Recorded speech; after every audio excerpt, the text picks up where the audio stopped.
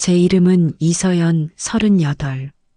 남들보다 조금 더 독하게, 조금 더 치열하게 살아왔다고 자부했습니다.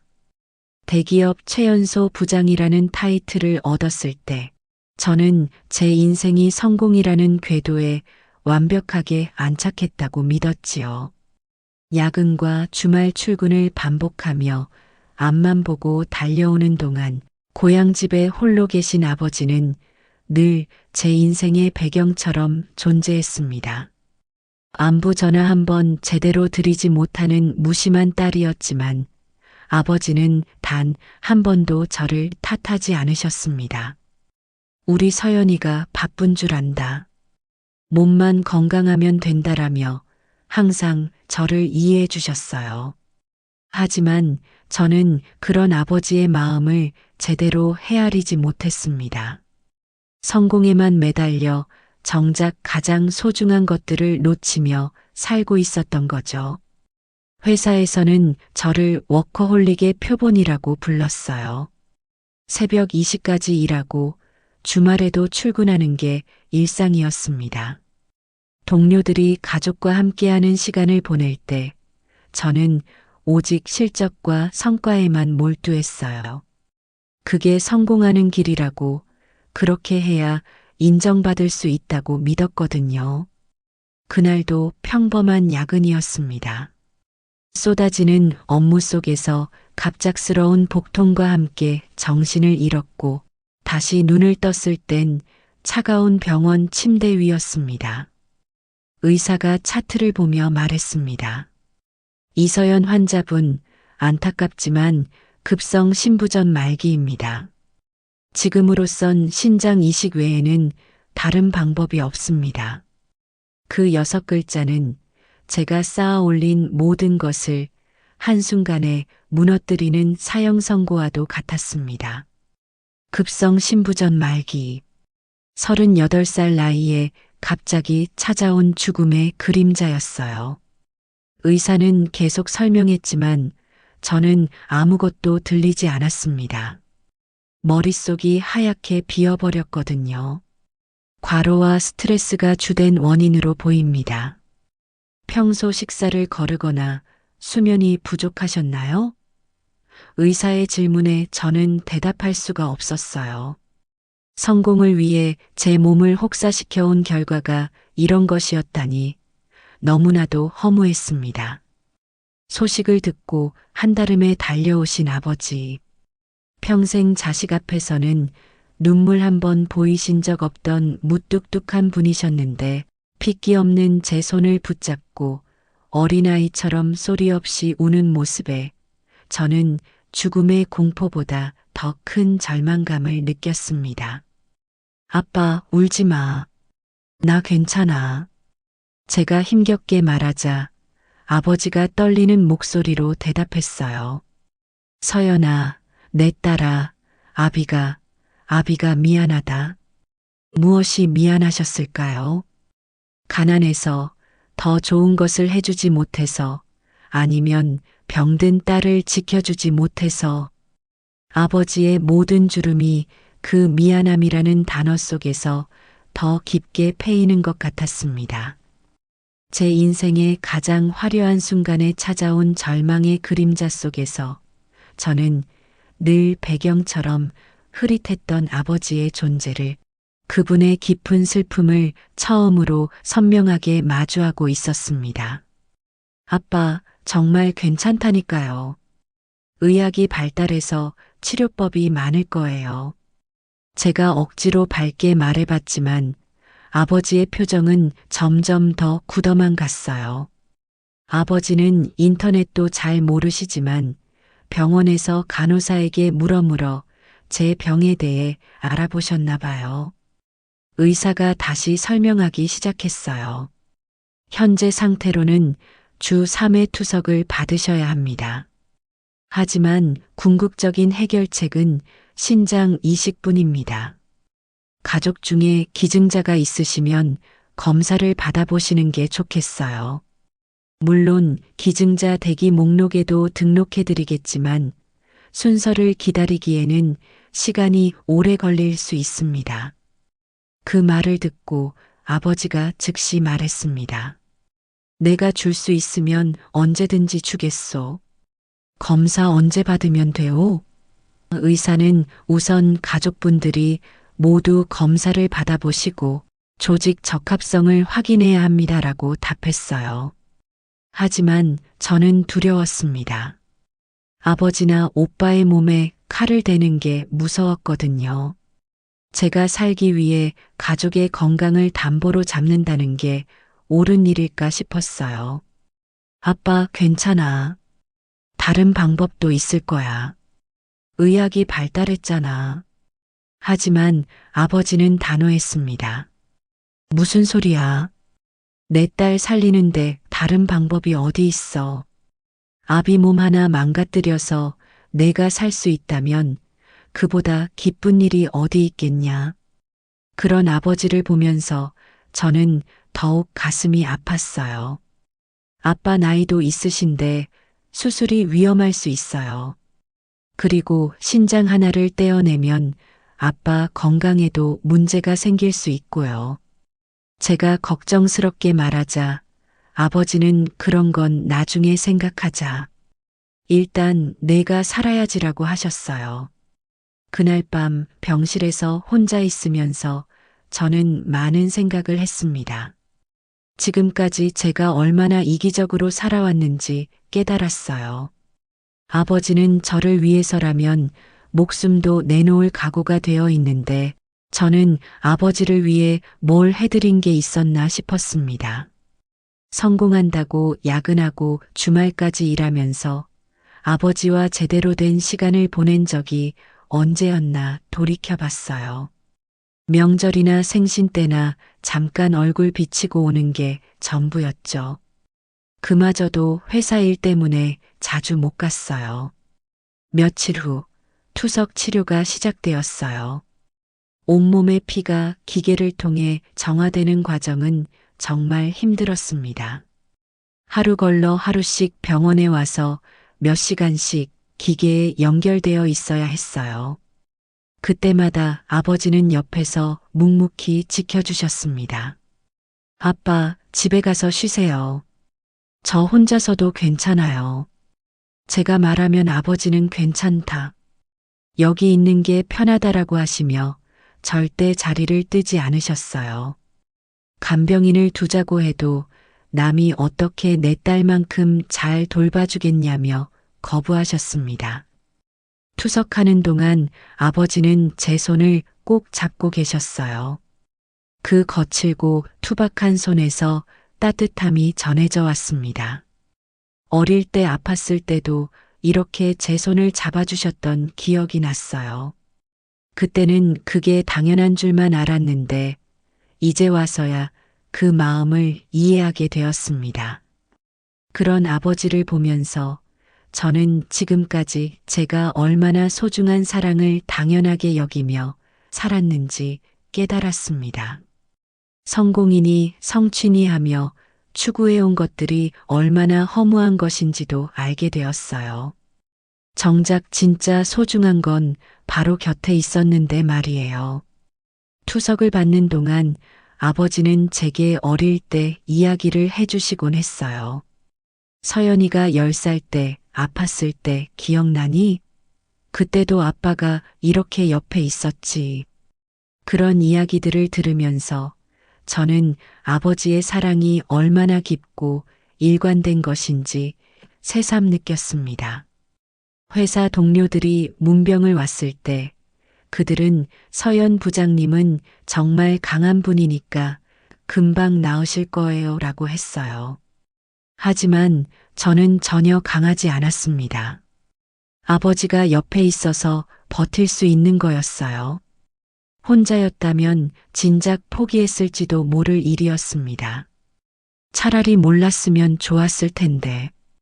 내가 아프다는 사실보다 그런 나를 보며 무너져 내리는 아버지를 보는 것이 1000배는 더 고통스러웠거든요.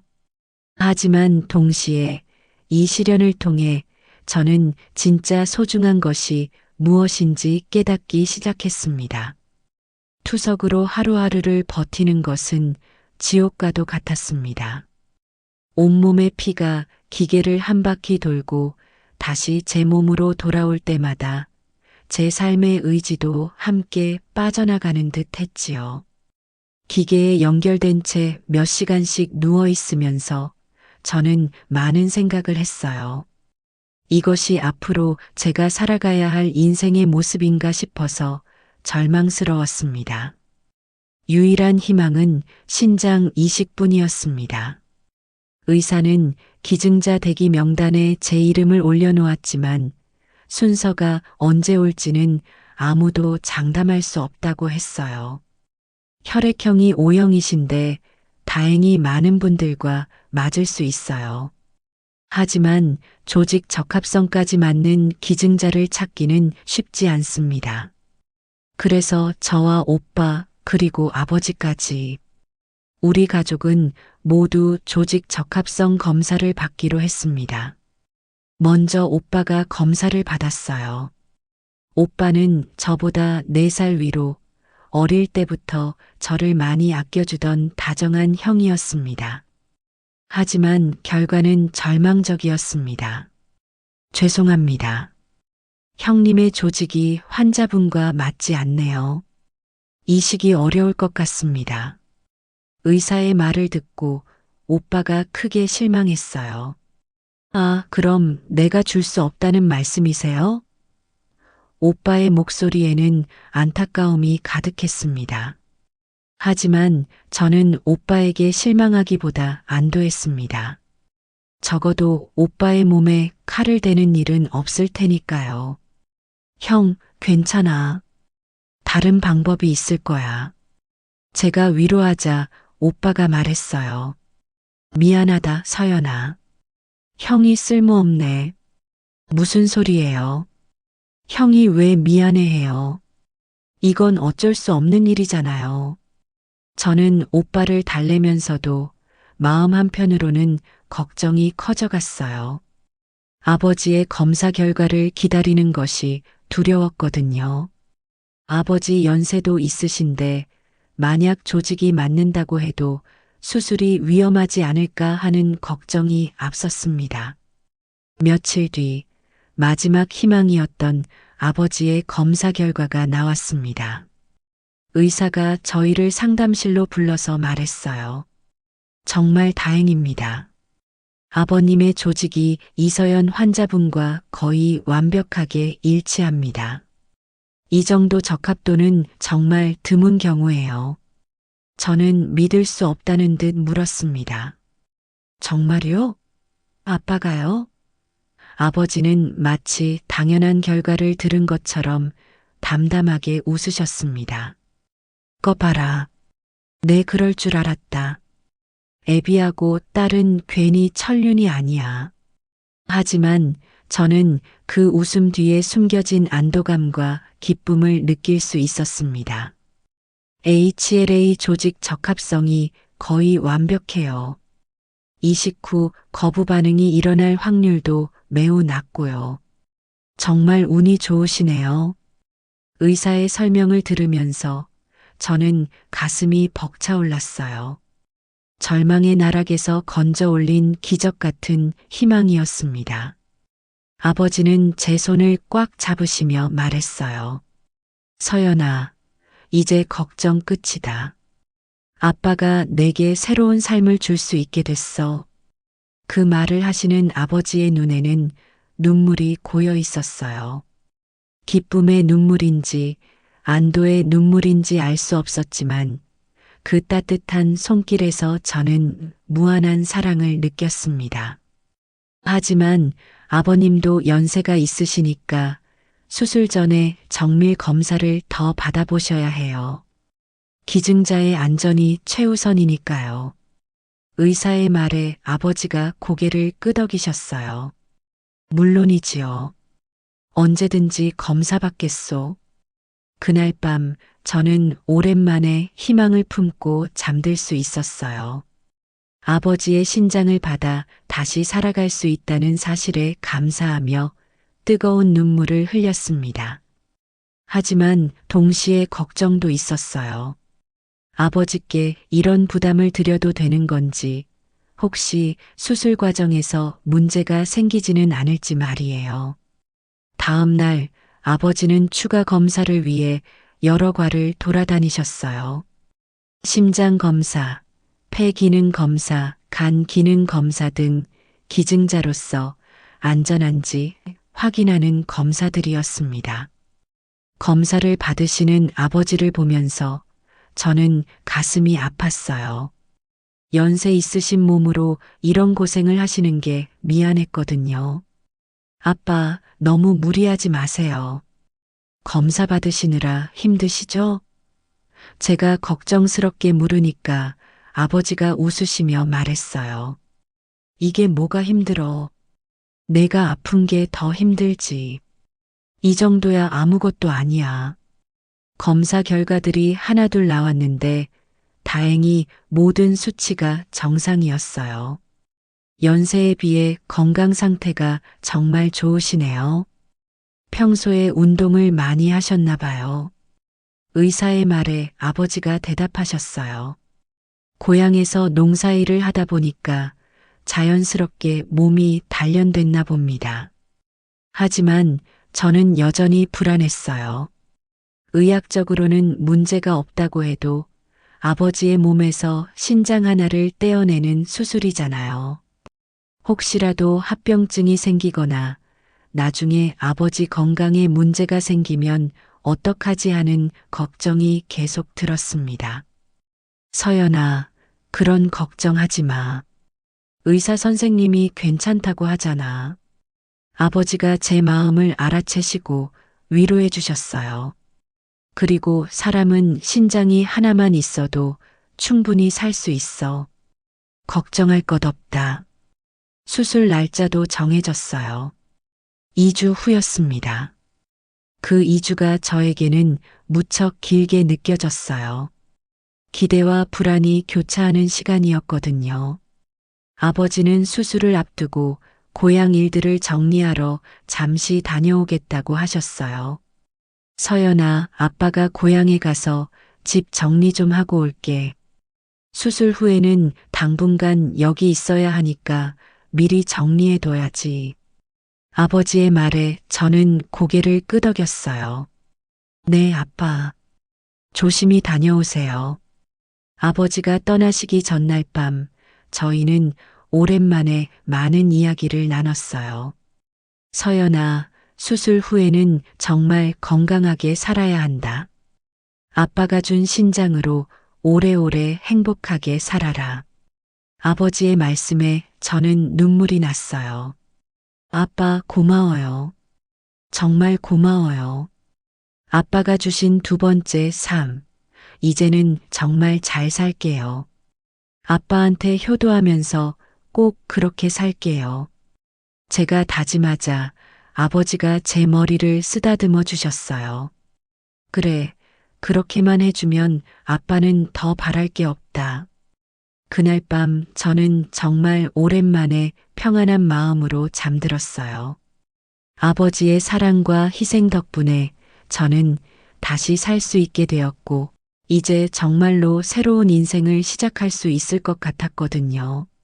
하지만 그때는 몰랐습니다. 아버지께서 얼마나 큰 계획을 세우고 계셨는지를 말이에요. 희망은 찰나였습니다. 수술 날짜를 기다리던 저희에게 병원 원무과로부터 한 통의 전화가 걸려왔습니다. 병원 윤리위원회에서 최종적으로 아버지의 신장 기증을 불허했다는 통보였습니다. 이유는 간단했습니다. 아버지의 연세가 너무 많고 신장 적출, 수술이 기증자인 아버지의 생명에 큰 위험을 초래할 수 있다는 것이었지요.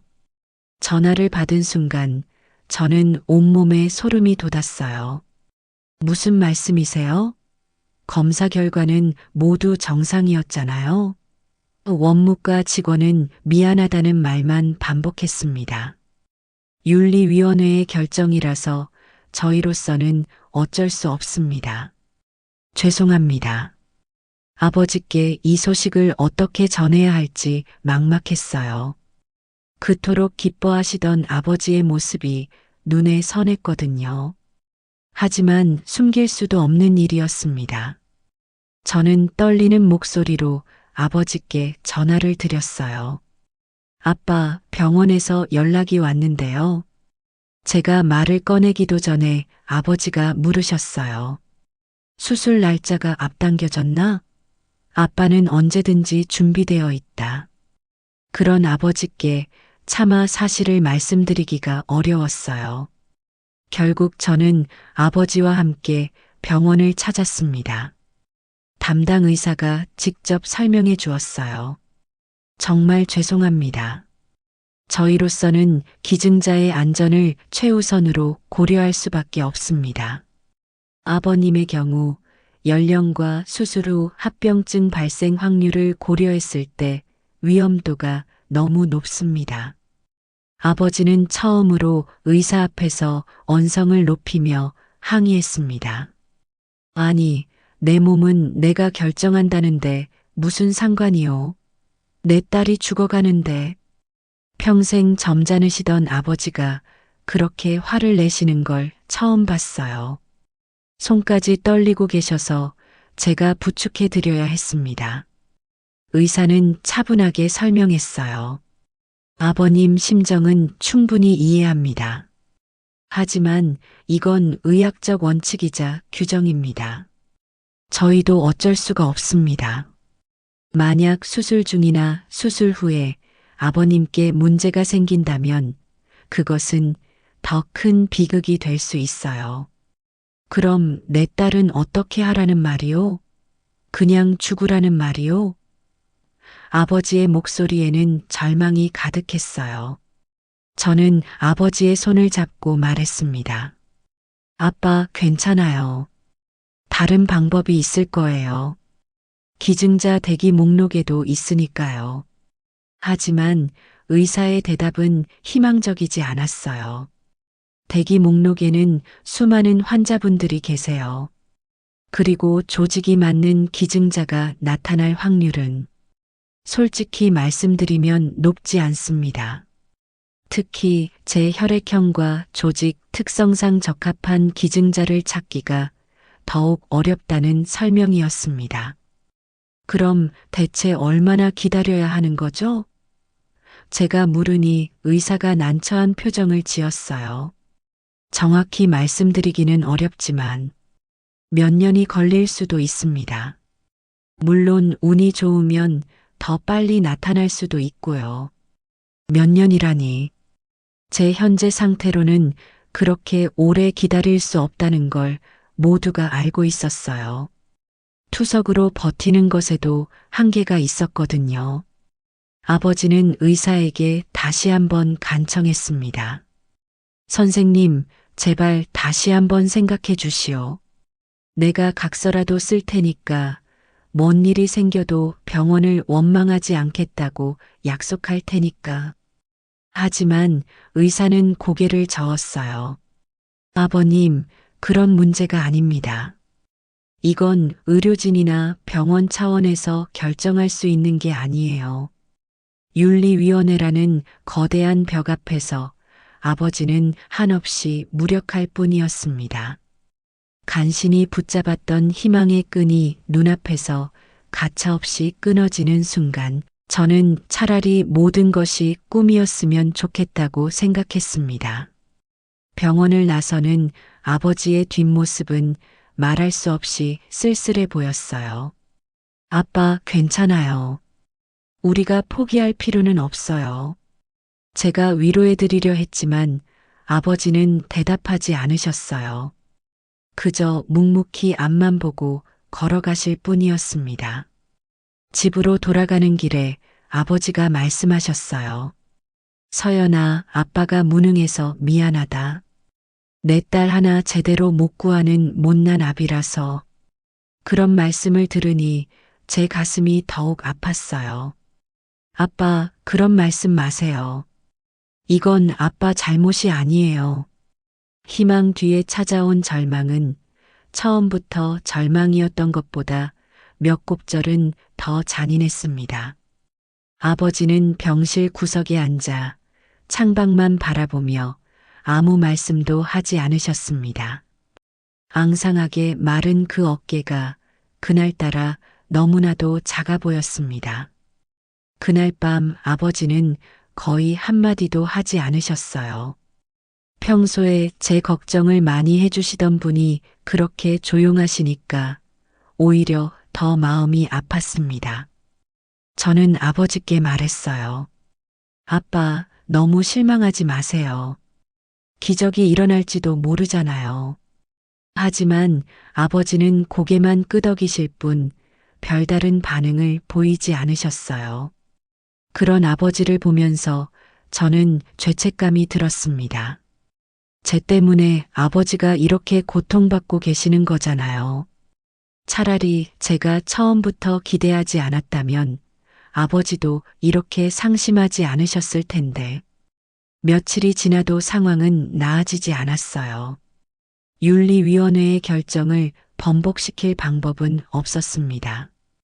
다른 병원에 문의해봐도 마찬가지였어요. 65세 이상의 고령자가 신장을 기증하는 건 어느 병원에서도 허용하지 않는다는 답변뿐이었습니다. 저는 현실을 받아들여야 한다는 걸 깨달았어요. 기증자 대기 목록에서 기다리는 수밖에 없었습니다. 하지만 그 기다림이 언제까지일지, 그리고 제가 그때까지 버틸 수 있을지는 아무도 알 수 없었어요. 결국 모든 게 제자리로 돌아간 것 같았습니다. 다시 투석을 받으면서 하루하루를 버티는 일상으로. 하지만 이번에는 희망이 있었다가 사라진 만큼 절망감이 더욱 컸어요. 아버지도 마찬가지셨을 거예요. 딸을 구할 수 있다는 희망을 품었다가 그것이 무너지는 걸 지켜봐야 했으니까요. 결국 모든 것이 허사가 되어버렸다는 생각에 저는 차라리 모든 게 꿈이었으면 좋겠다고 생각했습니다. 그랬다면 적어도 이런 실망과 절망은 느끼지 않았을 테니까요. 며칠 뒤 아버지는 제 병실에 찾아와 뜻밖의 말씀을 꺼내셨습니다. 며칠 고향에 좀 다녀오겠다는 것이었지요. 윤리위원회의 거부 결정 이후 계속 침묵하시던 아버지가 처음으로 하시는 말씀이었어요. 서연아, 아비가 고향에 좀 다녀오마. 가서 내 할머니 산소에 인사도 드리고 용하다는 절에 가서 내 이름으로 기도도 좀 올리고. 아버지는 애써 밝은 목소리로 말씀하셨지만 저는 그 억지스러운 밝음이 더욱 마음 아팠어요. 아빠, 소용없는 짓이에요. 기도한다고 해서 달라질 게 있겠어요? 제가 힘없이 말하자 아버지가 제 손을 잡으시며 말했어요. 이 사람아, 부모 마음이라는 게 그런 거야. 지푸라기라도 잡고 싶은 거지. 며칠만, 딱 며칠만 다녀올 테니 밥 잘 먹고 약 잘 챙기고 있어. 알았지? 아버지는 제 이마를 한번 쓸어주고는 평소와 다름없이 덤덤하게 병실을 나섰습니다. 하지만 저는 보았습니다. 병실 문을 닫고 나가기 직전 아버지가 마지막으로 저와 이 병실 전체를 마치 눈에 새기려는 듯이 천천히 둘러보던 그 애틋한 눈빛을 말입니다. 그때는 그 눈빛의 의미를 알지 못했습니다. 단지 걱정 많은 아버지가 딸을 두고 떠나기 아쉬워하시는 마음이라고만 생각했어요. 하지만 지금 생각해보면 그것은 마지막 작별 인사였을지도 모릅니다. 아버지가 떠나신 후 저는 홀로 병실에서 시간을 보냈어요. 투석 일정은 계속 이어졌고 몸은 점점 더 약해져만 갔습니다. 간호사들이 가족분이 오시면 힘이 나실 텐데라고 말했지만 저는 아버지께서 편히 다녀오시기를 바랐어요. 그런데 아버지가 떠난 바로 다음 날 기적이 일어났습니다. 병원 사회복지과에서 다급한 연락이 온 것입니다. 제 조직과 거의 완벽하게 일치하는 익명의 뇌사 기증자가 나타났다는 믿을 수 없는 소식이었습니다. 이서연 환자분, 정말 운이 좋으시네요. 조직 적합성이 거의 완벽하게 일치하는 뇌사 기증자분이 계세요. 지금 당장 수술 준비를 해야 합니다. 사회복지사의 말을 들으면서 저는 꿈을 꾸는 것 같았어요. 정말요? 정말 저와 조직이 맞는 기증자가 나타났다고요? 제가 믿을 수 없다는 듯 물으니 의료진이 고개를 끄덕였어요. 네, 정말 드문 경우입니다. HLA 조직 적합성이 거의 완벽해요. 거부 반응 위험도 최소한으로 줄일 수 있을 것 같습니다. 저는 즉시 아버지께 연락을 드리려 했어요. 이 기쁜 소식을 함께 나누고 싶었거든요. 하지만 아버지의 전화는 계속 꺼져 있었습니다. 고향은 워낙 산골이라서 전화가 잘 안 터진다고 하셨으니 그런가 보다 하고 생각했어요. 수술은 응급으로 진행되어야 했습니다. 뇌사자의 상태를 고려할 때 시간을 지체할 수 없다는 것이었어요. 저는 아버지 없이 수술대에 올라가야 한다는 사실이 아쉬웠지만 이 기회를 놓칠 수는 없었습니다. 수술 전 마취가 들어가기 직전까지도 아버지 생각뿐이었어요. 아빠가 돌아오시면 얼마나 기뻐하실까. 이제 걱정 안 하셔도 되는데. 그런 생각을 하면서 의식을 잃었습니다. 수술은 대성공이었습니다. 의료진들도 놀랄 정도로 완벽한 결과였어요. 새로운 신장이 제 몸에 완벽하게 적응했고 거부 반응도 전혀 나타나지 않았습니다. 며칠간의 힘겨운 회복 기간을 거쳐 중환자실에서 눈을 떴을 때 제 몸에는 새로운 생명이 흐르고 있었습니다. 오빠가 제 옆을 지키고 있었어요. 서연아, 정말 다행이다. 정말이야. 오빠는 제 손을 잡고 눈물을 흘렸습니다. 저도 살아있다는 기쁨에 눈물이 났어요. 낯선 누군가의 숭고한 희생으로 저는 다시 살아난 것입니다. 하지만 뭔가 이상했어요. 아버지의 모습이 보이지 않았거든요.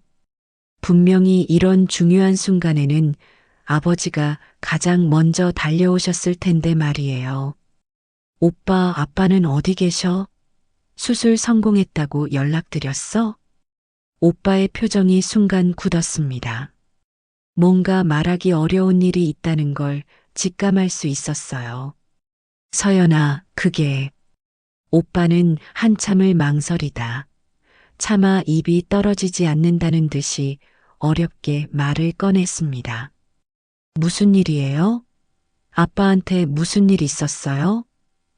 저는 갑자기 불안해졌어요. 새로운 생명을 얻은 기쁨이 순식간에 불안으로 바뀌었습니다.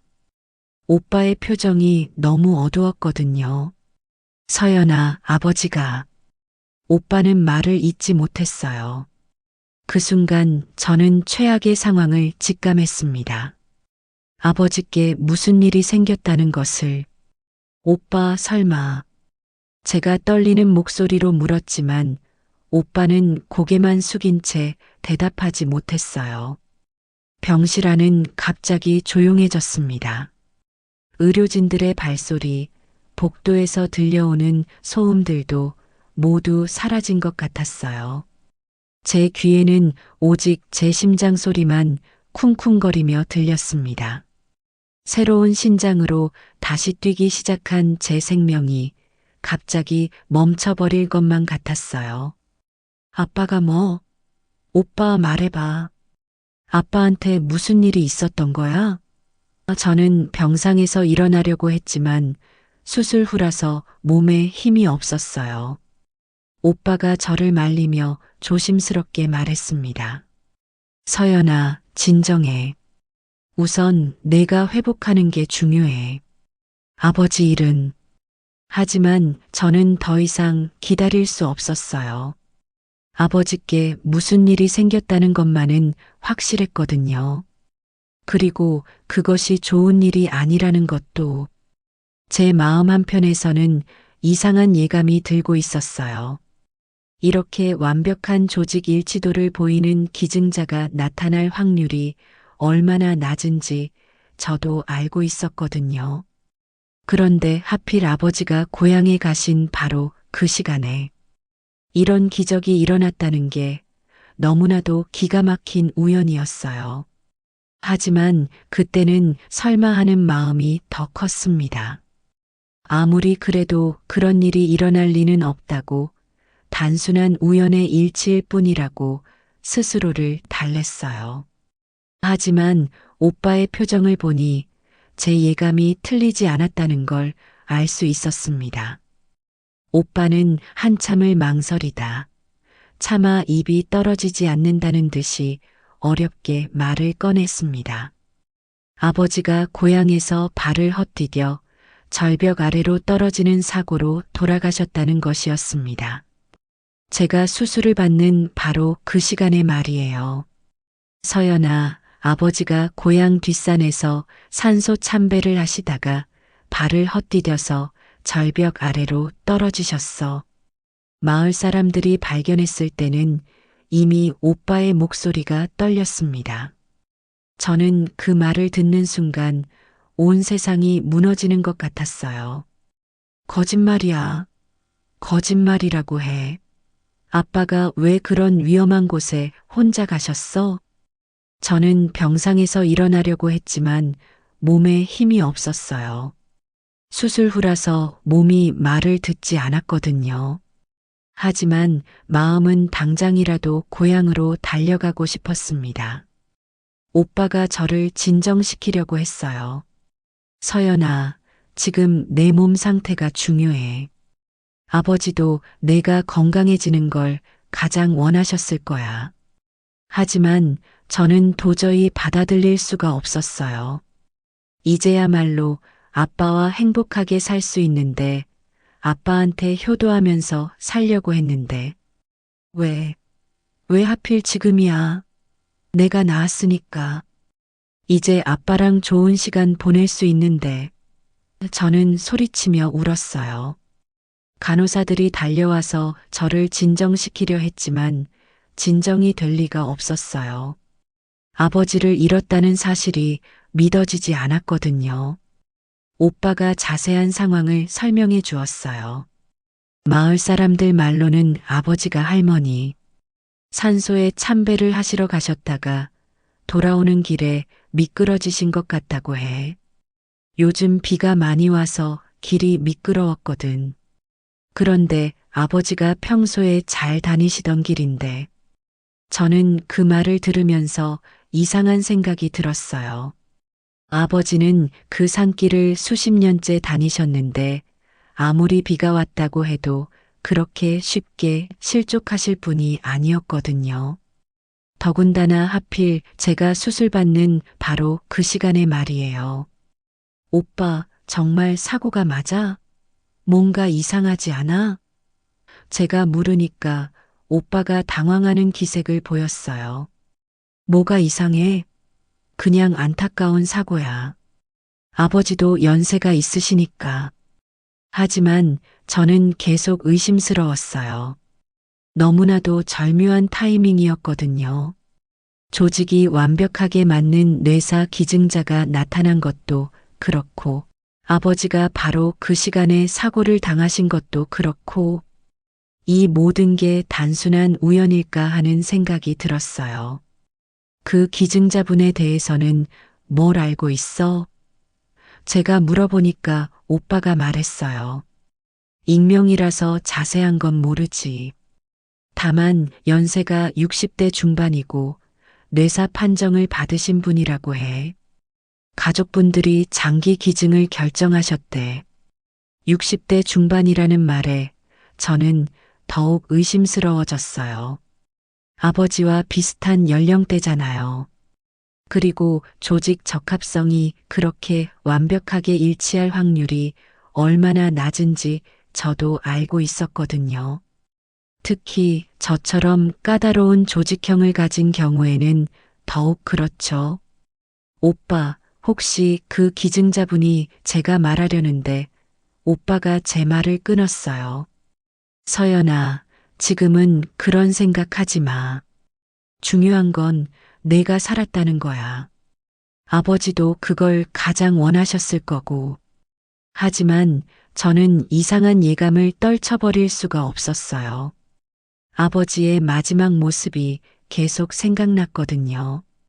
병실을 나가시기 전에 저와 병실 전체를 그렇게 애틋하게 바라보시던 그 눈빛 말이에요.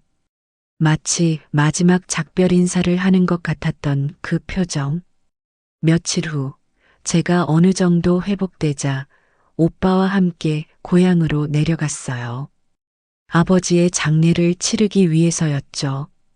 장례식장에서 아버지의 영정 사진을 보는 순간 저는 다시 한번 무너져 내렸어요.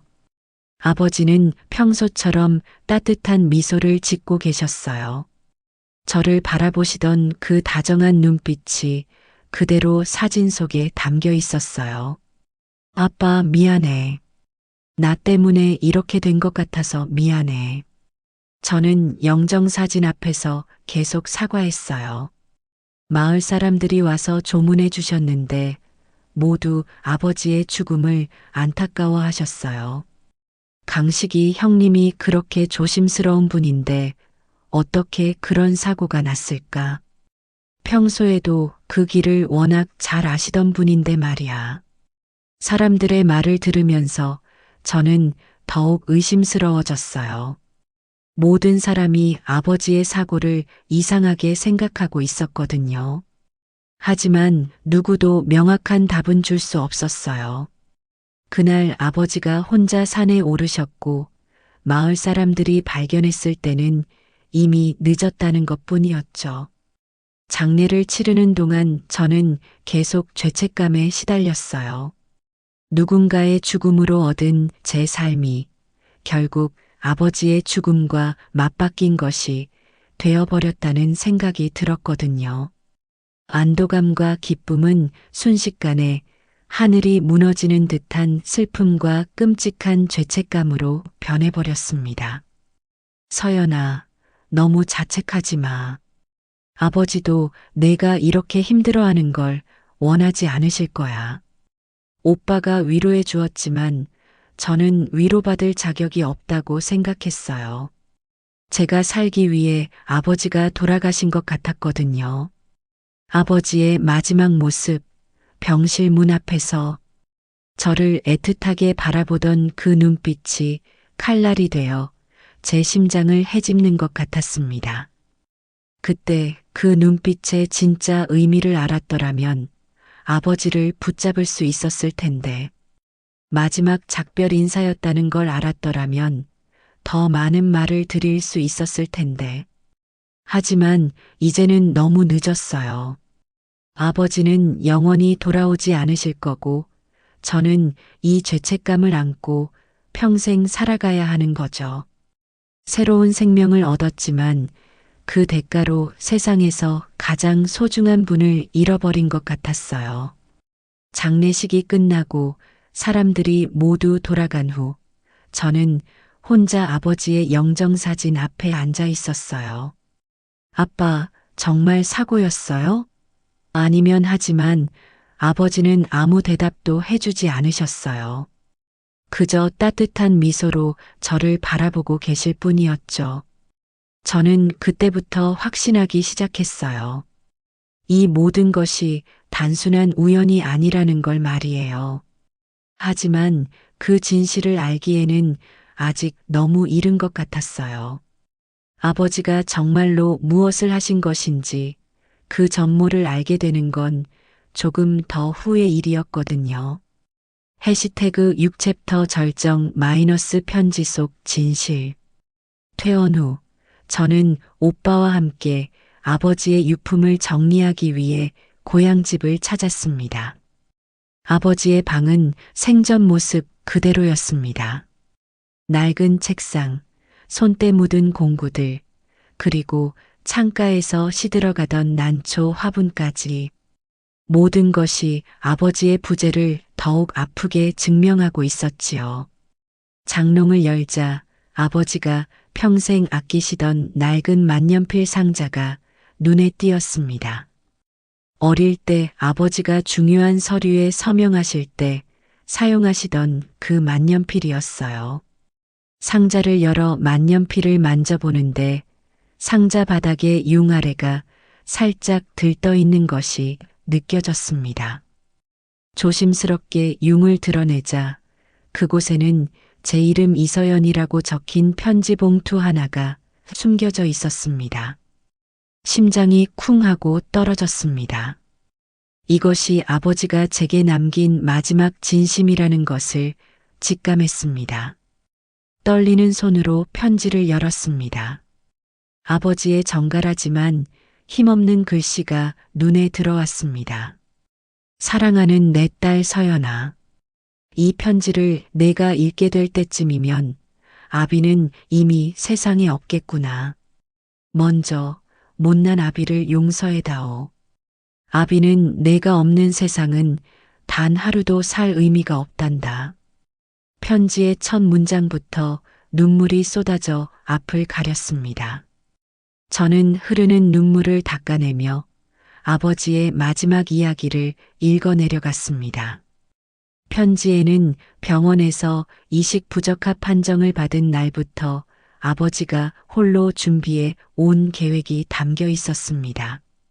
서연아, 윤리위원회에서 거부당한 그날부터 아비는 다른 방법을 찾기 시작했다. 법적으로 문제가 없으면서도 내게 아비의 신장을 줄 수 있는 방법을 말이다. 그래서 변호사를 찾아가 상담을 받았고 뇌사 기증자가 되는 절차에 대해 알아보았단다. 저는 편지를 읽으면서 온몸이 떨렸어요. 아버지가 정말로 그런 일을 계획하고 계셨다는 것이 믿어지지 않았거든요. 하지만 편지는 계속 이어졌습니다. 아버지의 치밀하고도 애절한 계획이 한 줄 한 줄 적혀 있었어요. 내가 수술을 받던 그날, 아비는 할머니 산소에 올라가 마지막 인사를 드렸다. 그리고 그곳에서 아비만의 방법으로 너를 위한 마지막 선물을 준비했단다. 의사 선생님들은 아비를 살리려 하겠지만 너를 살리는 것이 곧 아비를 살리는 길임을 그분들은 모르실 게다. 편지 뒤에는 변호사에게 공증까지 받은 유언장 사본이 함께 들어 있었습니다. 본인 이강식은 불의의 사고로 뇌사 상태에 빠질 시 모든 장기를 딸 이서연에게 우선적으로 기증할 것을 유언하며라고 시작되는 법적 문서였습니다. 저는 그 문서를 보는 순간 무릎이 꺾어져 주저앉았어요. 아버지의 죽음이 사고가 아니었다는 것을, 그것이 저를 살리기 위한 세상에서 가장 숭고하고 위대한 계획이었다는 것을 깨달았습니다. 눈앞이 캄캄해졌어요. 서연아, 아비의 마지막 여행을 용서해다오. 이것이 내 낡은 몸으로 내게 새로운 삶을 줄 수 있는 유일한 방법이었다. 내 몸속에서 아비의 일부가 다시 뛰고 내가 아비와 함께 세상을 볼 수 있다면 나는 죽는 것이 아니라 너와 함께 영원히 사는 것이란다. 저는 입을 틀어막고 소리 없이 오열했습니다. 제가 받은 것이 단순한 익명 기증자의 신장이 아니라 바로 아버지의 신장이었다는 충격적인 진실. 아버지는 법적으로 문제없는 방법으로 자신의 장기를 제게 기증하기 위해 스스로 목숨을 바치신 거였어요. 편지는 더 충격적인 내용으로 이어졌습니다. 법적으로는 사고사로 처리되어야 하기 때문에 이 진실을 아무에게도 말해서는 안 된다. 오빠에게도 말하지 마라. 이것은 오직 너와 아비만의 비밀이어야 한다. 다만 아비가 얼마나 너를 사랑했는지 그 마음만은 기억해다오. 아버지는 심지어 법적인 문제까지 고려하셨던 거예요. 자살이 아닌 사고사로 처리되어야 장기 기증이 가능하다는 것을 알고 계셨던 겁니다. 그래서 산에서 추락사로 위장하셨던 거고요. 모든 것이 치밀하게 계획된 아버지의 마지막 선택이었습니다. 그러니 서연아, 너무 슬퍼하지도 너무 자책하지도 말거라. 대신 아비 목까지 두 사람의 삶을 멋지게 살아다오. 내가 건강하게 웃으며 살아가는 것, 그것이 아비의 마지막 소원이다. 내 웃음소리가 들릴 때마다 아비도 함께 웃을 것이다. 편지의 마지막 부분에는 아버지의 간절한 당부가 적혀 있었어요. 이제 아비는 내 몸 안에서 영원히 살 것이다. 내가 숨 쉴 때마다, 내가 웃을 때마다, 내가 행복할 때마다 아비도 함께 할 것이다. 그러니 슬퍼만 하지 말고 행복하게 살아라. 사랑한다, 내 딸. 편지를 다 읽었을 때 저는 더 이상 울 수조차 없었습니다. 너무나 큰 충격과 감동으로 온몸이 마비된 것 같았어요. 제가 받은 것이 단순한 신장이 아니라 아버지의 목숨 그 자체였음을 깨달았습니다. 아버지의 사랑, 아버지의 희생, 아버지의 인생 전부를 받은 것이었어요. 저는 편지를 가슴에 꼭 안고 한참을 그 자리에 앉아 있었습니다.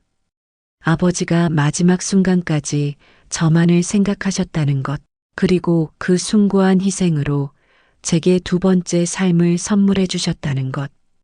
그 무게가 너무나 무거워서 제가 과연 감당할 수 있을까 하는 두려움이 들었어요. 하지만 동시에 아버지의 마지막 당부도 가슴에 새겨졌습니다. 슬퍼하지 말고 행복하게 살라는 것, 두 사람의 몫을 살라는 것. 그것이 아버지께 할 수 있는 유일한 효도라는 것도 이해했어요. 아버지의 희생을 헛되게 하지 않기 위해서라도 저는 정말 열심히 살아야 했습니다. 그날 밤 저는 아버지의 편지를 다시 읽고 또 읽었어요. 그리고 아버지의 마지막 선택이 얼마나 용기 있고 숭고한 것이었는지 깨달았습니다. 세상 어떤 부모도 쉽게 할 수 없는 결정을 아버지는 저를 위해 하셨던 거예요. 그 사랑의 크기에 저는 고개를 숙일 수밖에 없었습니다. 편지 속에는 모든 것이 계획되어 있었습니다. 아버지는 이식 부적합 판정을 받은 그날부터 법적으로 문제가 없는 익명의 뇌사 기증자가 되는 방법을 홀로 알아보셨던 겁니다. 편지 뒤에는 변호사에게 공증까지 받은 유언장 사본이 함께 들어 있었습니다. 본인 이강식은 불의의 사고로 뇌사 상태에 빠질 시 모든 장기를 딸 이서연에게 우선적으로 기증할 것을 유언하며 이는 본인의 자발적 의사임을 명확히 밝힙니다. 법적 문서를 보면서 저는 아버지가 얼마나 치밀하게 준비하셨는지 깨달았어요.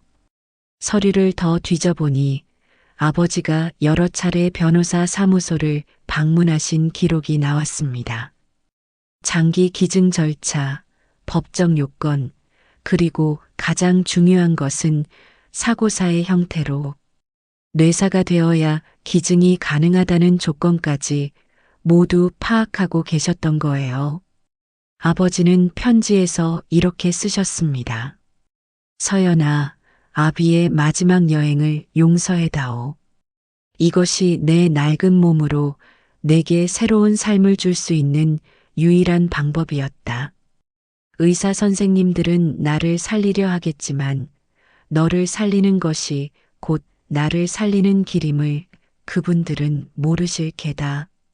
더 충격적인 것은 아버지가 의료진과도 사전에 상의하셨다는 내용이었어요. 물론 직접적으로 계획을 말씀드린 건 아니었지만 가족 기증자가 될 수 없다면 다른 방법이 있는지 넌지시 문의하셨던 거죠. 그 과정에서 뇌사 기증의 절차와 조건들을 상세히 알게 되셨던 겁니다. 내 몸속에서 아비의 심장 일부가 다시 뛰고 내가 아비의 눈으로 세상을 다시 볼 수 있다면 나는 죽는 것이 아니라 너와 함께 영원히 사는 것이란다. 이 문장을 읽을 때 저는 아버지의 철학이 얼마나 깊고 숭고한지 깨달았어요. 편지에는 아버지가 마지막 날의 일정까지 세세히 기록해 두셨더라고요. 새벽에 할머니 산소에 올라가서 마지막 인사를 드리고 그 후에 평소보다 위험한 길로 내려오시면서 사고를 당하신 거였어요. 모든 것이 계산된 선택이었습니다. 그날 아침 아비는 내 할머니께 모든 것을 말씀드렸다. 손자를 살리기 위해 가는 길이라고 이해해달라고. 할머니께서 허락해 주실 거라 믿는다. 아버지는 심지어 돌아가신 할머니께까지 허락을 구하셨던 거예요. 아버지의 계획은 정말 완벽했습니다. 평소 다니시던 산길이지만 일부러 더 위험한 코스를 선택하시고 비온 후라서 미끄러운 상황을 이용하신 거였어요. 마을 사람들이 발견할 수 있는 시간까지 계산하셨고요. 너무 일찍 발견되면 살릴 수 있고 너무 늦으면 장기 기증이 불가능하니까요. 서연아, 아비가 떨어진 그 자리에서 마지막으로 생각한 것은 내 웃음소리였다. 어릴 때 아빠를 부르며 달려오던 내 모습, 대학교 졸업식 때 자랑스러워하던 내 얼굴, 그리고 앞으로 건강하게 살아갈 내 미래였단다. 편지를 읽으면서 저는 계속 울었어요. 아버지의 마지막 순간까지도 저만을 생각하셨다는 것이 너무나 감사하면서도 미안했거든요. 그런 고통스러운 선택을 혼자서 감당하셨다는 게 가슴 아팠어요. 아버지는 심지어 수술 후 제가 받을 충격까지 고려해서 이 편지를 남겨두셨더라고요. 내가 진실을 알고 너무 괴로워할까봐 걱정이 되지만 그래도 아비의 마음만은 알아줬으면 한다. 이것은 아비가 내게 줄 수 있는 마지막이자 최고의 선물이란다. 편지의 중간 부분에는 아버지의 구체적인 당부사항들이 적혀 있었어요. 이 진실을 오빠에게는 절대 말하지 마라. 오빠가 알면 평생 죄책감에 시달릴 것이다. 이것은 오직 너와 아비만의 비밀로 남겨두어라. 아버지는 법적인 문제까지 고려하셨어요. 만약 자살로 의심받으면 장기 기증이 무효가 될 수 있다는 걸 아시고 완벽한 사고사로 위장하신 거였죠. 그래서 평소에 자주 다니시던 길이라는 점을 이용하셨고 마을 사람들의 증언도 미리 고려하셨던 겁니다. 서연아, 아비는 후회하지 않는다. 이 세상에서 아비가 할 수 있는 가장 의미 있는 일을 했다고 생각한다. 내가 살아서 웃고 사랑하고 행복해하는 모습을 상상하는 것만으로도 아비는 충분히 행복하다. 편지의 마지막 부분에는 아버지의 간절한 소망이 담겨 있었어요. 아비 목까지 두 사람의 삶을 살아달라. 하지만 너무 부담스러워하지는 마라. 그냥 평범하게, 행복하게 살면 그걸로 충분하다. 내가 웃을 때마다, 내가 기뻐할 때마다 아비도 함께 웃고 기뻐할 테니까. 저는 편지를 다 읽고 나서도 한참을 그 자리에 앉아 있었어요. 아버지의 계획이 얼마나 치밀하고 완벽했는지, 그리고 그 모든 것이 저에 대한 사랑에서 나왔다는 것을 생각하니 머리가 어지러웠거든요. 세상에 이런 아버지가 또 있을까 싶었어요. 자신의 목숨을 바쳐서 딸을 살리려는 부모가 또 있을까? 그것도 이렇게 치밀하고 완벽한 계획으로 말이에요. 아버지의 사랑이 얼마나 크고 깊은지 새삼 깨달았습니다. 하지만 동시에 무거운 책임감도 느꼈어요. 아버지가 이렇게 큰 희생을 하셨는데 저는 과연 그에 걸맞은 삶을 살 수 있을까? 아버지의 기대에 부응할 수 있을까? 두 사람의 몫을 제대로 살 수 있을까 하는 걱정이 들었어요. 그런 제 마음을 아신 듯 아버지는 편지 마지막에 이렇게 쓰셨더라고요. 너무 부담스러워하지 마라. 아비는 내가 그냥 평범하게 행복하기만 해도 만족한다. 특별한 뭔가를 해야 한다고 생각하지 마라. 그냥 건강하게 웃으며 살아가는 것. 그것만으로도 아비의 희생은 충분히 가치 있는 일이 된다. 저는 그때서야 아버지의 진짜 마음을 이해했어요. 아버지는 제게 특별한 삶을 살라고 요구하지 않으셨어요. 그냥 건강하고 행복하게 사는 것, 그것만이 아버지가 원하시는 전부였던 거죠. 그 단순하지만 소중한 소망을 이루는 것이 제가 아버지께 할 수 있는 최고의 보답이라는 걸 깨달았습니다. 1년의 시간이 흘렀습니다. 저는 건강을 완전히 되찾았고 회사에 복직하는 대신 아버지의 낡은 시골집을 지키며 살아가고 있습니다. 아버지의 방은 이제 더 이상 슬픔의 공간이 아닙니다. 저는 매일 아침 아버지의 책상을 닦고 아버지의 유품이었던 시들어가던 난초 화분에 물을 주며 하루를 시작합니다. 놀랍게도 아버지가 떠난 후 죽어가던 그 난초에서 올봄에 처음으로 작고 하얀 꽃 한 송이가 피어났습니다. 아버지가 살아계실 때는 한 번도 꽃을 피우지 않던 난초였는데 말이에요. 저는 그 꽃을 보면서 아버지가 제게 보내시는 메시지라고 생각했어요. 아버지가 저에게 하셨던 말씀이 생각났습니다. 서연아, 난초라는 게 참 신기한 꽃이야. 언제 필지 모르다가 어느 날 갑자기 아름다운 꽃을 피우지. 포기하지만 않으면 언젠간 꼭 꽃을 피운다고. 그때는 그냥 지나쳤던 말씀인데 지금은 그 의미를 온전히 이해할 수 있어요. 아버지, 보고 있지요? 아빠가 나한테 그랬잖아요. 포기하지만 않으면 언젠간 꼭 꽃을 피운다고. 나도 이제 아빠가 준 심장으로, 아빠가 준 삶으로 내 인생의 꽃을 피워보려고 해요. 그게 아빠가 원하시는 일이겠죠. 서울에서의 바쁜 일상을 정리하고 이곳에 온 것은 올바른 선택이었어요. 처음에는 오빠가 걱정했었죠.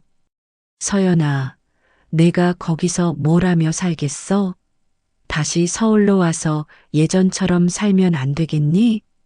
하지만 저는 이곳에서 새로운 삶을 시작하고 싶었어요.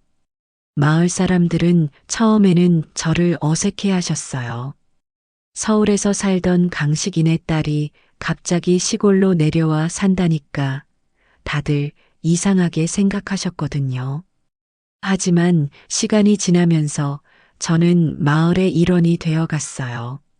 작은 동네 도서관에서 아이들에게 책을 읽어주는 봉사를 시작했어요. 처음에는 서먹했던 아이들이 이제는 서연 이모라고 부르며 반겨줍니다.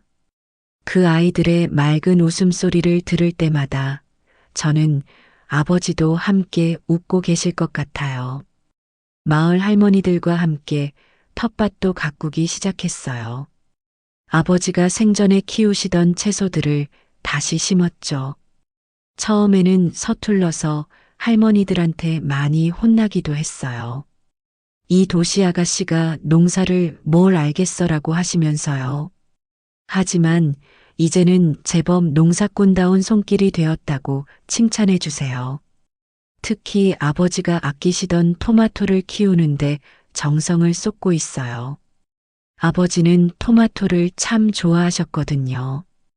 토마토는 정성으로 키우는 거야. 매일 말을 걸어주고 사랑으로 보살펴주면 더 맛있게 자란다고. 아버지의 말씀대로 매일 토마토에게 말을 걸어주고 있어요. 안녕, 토마토들아. 오늘도 잘 자라고 있네. 우리 아빠가 너희들을 정말 사랑하셨는데 이제 내가 그 마음을 이어갈게. 혼자 중얼거리는 모습을 보신 이웃 할머니가 저 아이가 아버지를 많이 그리워하는구나 라고 하시더라고요. 저는 아버지의 산소를 찾았습니다. 활짝 핀 난초 화분을 묘비 앞에 내려놓고 한참 동안 아버지와 이야기를 나누었습니다. 이제는 울지 않습니다. 대신 제가 얼마나 열심히 살고 있는지, 얼마나 행복해지려 노력하는지를 조목조목 보고 드렸습니다. 아빠, 저 정말 건강해졌어요. 아빠가 주신 신장 덕분에 이제 투석도 안 받아도 되고 매일 맛있게 밥도 먹고 있어요. 그리고 마을 사람들이랑 정말 재미있게 지내고 있어요. 아빠가 보시면 기뻐하실 것 같아요. 아버지의 마지막 선택이 헛되지 않았음을 제가 증명하며 살아가야 한다고 생각해요. 그래서 매일매일 감사한 마음으로 살려고 노력합니다. 아침에 눈을 뜰 때, 아빠, 오늘도 아빠가 주신 하루를 소중히 살게요라고 인사를 드려요. 가끔 서울에서 친구들이 놀러 와요. 서연아, 정말 많이 밝아졌다. 예전보다 훨씬 행복해 보여라고 말해줘요. 그 말을 들을 때마다 뿌듯해요. 아버지의 희생이 정말로 저를 행복하게 만들어준 것 같거든요. 제 삶은 더 이상 저 혼자만의 것이 아닙니다. 아버지의 희생과 사랑을 안고 저는 두 사람의 몫을 살아갑니다. 그것이 제가 아버지께 해드릴 수 있는 유일한 효도일 테지요. 매일 밤 잠자리에 들기 전에 저는 아버지께 감사 인사를 드려요. 아빠, 오늘도 아빠 덕분에 행복한 하루를 보냈어요. 내일도 아빠가 자랑스러워할 수 있는 딸이 되도록 노력할게요. 그러면 아버지가 대답해 주시는 것 같아요. 바람 소리로, 새소리로, 때로는 난초의 향기로 말이에요. 올 가을에는 마을에서 작은 카페를 열 계획이에요. 아버지가 좋아하시던 커피 향이 가득한 따뜻한 공간을 만들고 싶어요. 마을 사람들이 편하게 와서 차를 마시고 이야기를 나눌 수 있는 그런 곳으로요. 카페 이름은 난초로 정했어요. 서울에서 가져온 책들로 작은 도서 코너도 만들 거예요. 아이들이 와서 책도 읽고 어른들은 커피를 마시면서 담소를 나누는 공간. 아버지가 보시면 정말 좋아하실 것 같아요. 그런 곳에서 많은 사람들이 행복해하는 모습을 보시면 말이에요. 난초 화분은 이제 제 삶의 동반자가 되었어요. 매일 물을 주고 말을 걸어주면서 함께 자라가고 있어요. 올해 처음 핀 그 작은 흰 꽃처럼 저도 아버지의 사랑 안에서 조금씩 꽃을 피워가고 있어요. 인생이란 게 그런 것 같아요. 풀어버린 실타래를 다시 감는다고 예전과 똑같아질 수는 없지만 그 실로 새로운 무언가를 만들어낼 수는 있는 것 같아요. 저는 아버지가 주신 실로 새로운 인생이라는 아름다운 작품을 만들어가고 있어요. 매일 밤 뜨개 바늘을 들고 목도리를 뜨면서 저는 생각해요. 이 목도리를 받을 분이 따뜻하게 지내셨으면 좋겠다고. 그리고 저처럼 상처받은 분들이 다시 희망을 찾으셨으면 좋겠다고. 아버지의 사랑이 저를 통해 더 많은 사람들에게 전해지기를 바라면서요. 그래요. 인생이란 게 그런 거죠. 넘어져도 다시 일어나고, 상처받아도 다시 치유하고, 절망해도 다시 희망을 품는 것. 저는 이제 그걸 알았어요. 그리고 그 깨달음으로 제 남은 인생을 의미 있게 살아가려고 합니다. 아버지, 고마워요. 그리고 사랑해요. 아버지가 주신 이 소중한 삶을 아버지가 자랑스러워 하실 수 있도록 정말 열심히 살아갈게요.